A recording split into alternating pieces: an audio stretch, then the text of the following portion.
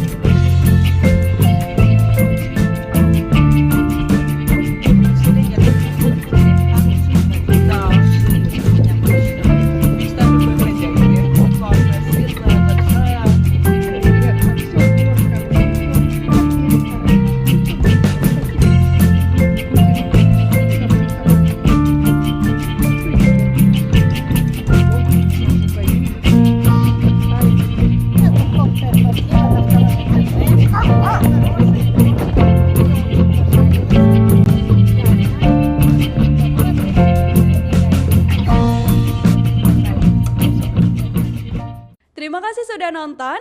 Jangan lupa like, subscribe, dan share ya.